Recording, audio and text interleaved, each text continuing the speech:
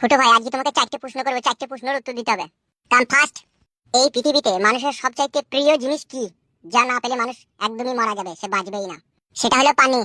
আচ্ছা ফুটো ভাই, মানুষ দুনিয়াতে বাঁচতে গেলে তার কি প্রয়োজন আগে? অক্সিজেন। আচ্ছা ফুটো ভাই, এখন বর্তমান যেটা চলছে, মানুষ মানুষকে দেখতে পারছে না, এর বিশেষ কারণটা কি?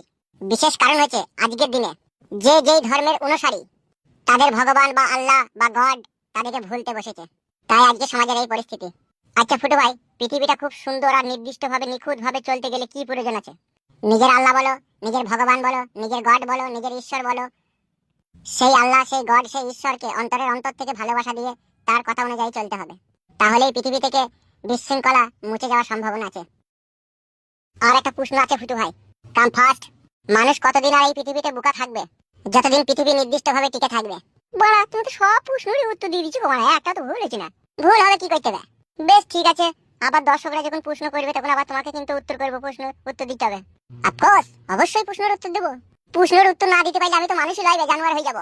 কত মানুষ আমাকে ফলো করে জানিস খেপাচোদা? সবারই প্রশ্নের উত্তর দেবো আমি, সিঙ্গেল সিঙ্গেল হবে, ছোট ছোট করে প্রশ্ন করতে বলবি, আর কঠিন কঠিন প্রশ্ন করতে বলবি মানুষকে, আমি উত্তর দেবো মারা। Okay, thank you so much boss.